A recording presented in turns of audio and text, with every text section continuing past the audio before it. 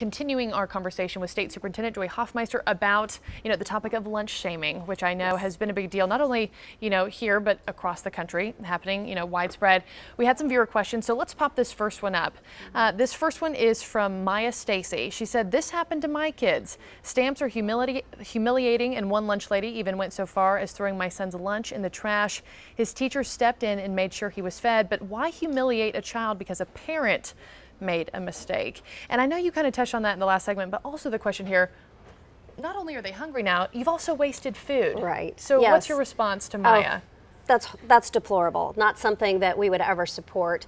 What I think needs to be addressed right now is under the new guidelines, all districts are to send home a new policy that they publish, and it can't just be posted on a website, but how they will deal with a scenario just as this. And this is the time where I think our families need to talk with school board members or principals and tell them, I don't want to see a stamp on my child's hand. Email me, give me a text notification. There are all kinds of digital opportunities to communicate with families, and sometimes it's just that simple. I know I was a mom of four, and I had that similar kind of thing would happen where one of my child's lunch counts were low, and there were opportunities to load that online, and that can be done. But we should never tolerate shaming children and wasting food either.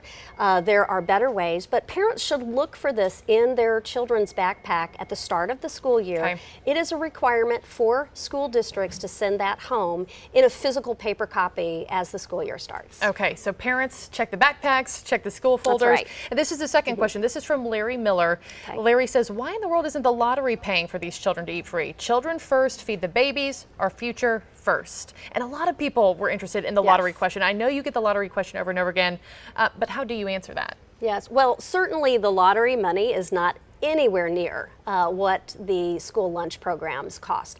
That is something, though, that we do receive the lottery money, so I think everyone needs to know that that is coming in, but that is dispersed to the school districts each month in a small amount. However, for the school lunch, yes, the viewer is right. We really need to make certain that we are taking care of those who are the most needy, and it starts with our youngest generation. And we also want to support families as they need this assistance, but at the same time, we know that there are many opportunities to do this where we preserve the dignity of families and certainly children. Children should not have to pay for adult struggles. Yeah, absolutely. I'm in complete agreement there. Last question. We only have a few seconds left, but Joyce Johnson wants to know, when will she introduce programs that organize community adoption of schools? I would donate to our local high school lunch program, classroom supply needs, equipment needs, etc. All right. Well, absolutely. Thank you to Joyce, because I love this idea.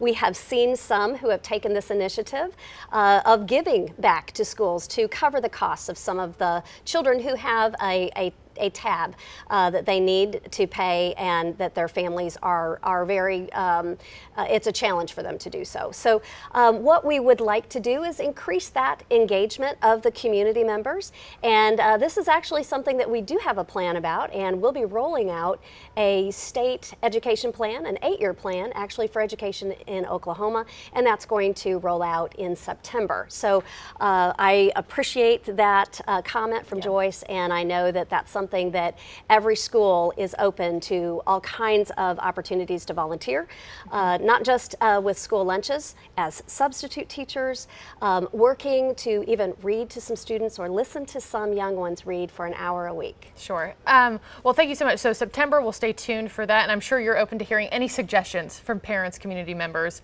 about how we can solve this issue too. Joy Hoffmeister, thank you so much for stopping by. We do always appreciate your time.